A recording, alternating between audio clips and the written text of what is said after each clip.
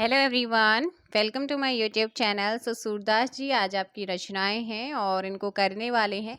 सूरदास जी भगवान श्री कृष्ण के क्या अनन्य उपासक थे। कौन थे ये? हैं कौन? सूरदास जी हैं और ये भगवान श्री कृष्ण के अनन्य उपासक थे।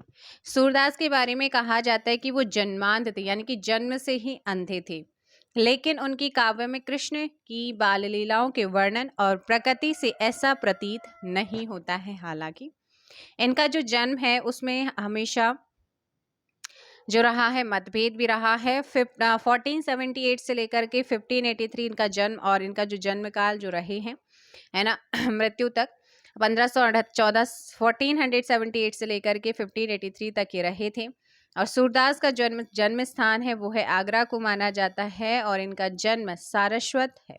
इनका जन्म क्या है? सारस्वत है। ब्राह्मण परिवार में हुआ था और इनकी जो भाषा थी वो थी ब्रज। सूरदास मथुरा वृंदावन के बीच गौ घाट में रहते थे। सूरदास पुष्टि मार्ग संप्रदाय के क्या थे? अष्टाछाप कवियों में से एक थे। आपसे पूछेगा कि आपका इनमें से कौन पुष्टि मार्ग संप्रदाय के अष्टाछाप कवियों में से कौन एक था? ऑप्शन में आपको सूरदास मिलेगा, तो सूरदास को टिक कर देना।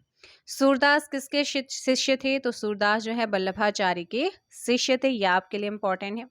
ऊपर से इतना पॉइंट इंपॉर्टेंट नहीं है, लेकिन हाँ, ये किसके शिष्य थे?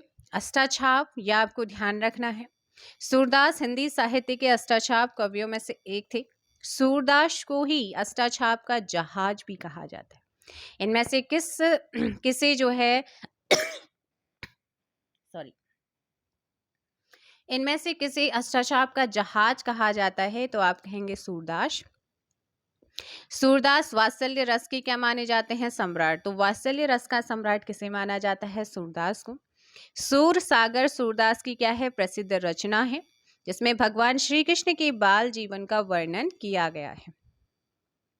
सूर सागर को राग सागर भी कहा जाता है और श्याम सुंदर दास ने सूरदास को खंजन नयन कहा था। तो किसने सूरदास को खंजन नयन कहा था? श्याम सुंदर दास। सूर सागर को राग सागर भी कहा जाता है। इनमें से किसे जो है राग सागर भी कहा जाता है? सूर सागर को। देखो भाई, इनकी प्रमुख रचनाएं देख लीजिएगा सूरदास जी की। साहित्य लहरी, सूर सारावाली, नल दमयंती, है ना, नल दमयंती, ब्याहलो, नाग लीला, गोवर्धन लीला, सूर पचीसी, भ्रमर गीत, ये क्या है? इनकी रचनाएं हैं। सूरदास के जो भ्रमर गीत है, भ्रमर गीत के गोपी संवाद में गोपियां भगवान कृष्ण को काला भंवरा कहती हैं। इनके कुछ कथन भी फेमस हैं जो एग्जाम में अक्सर पूछे जाते हैं।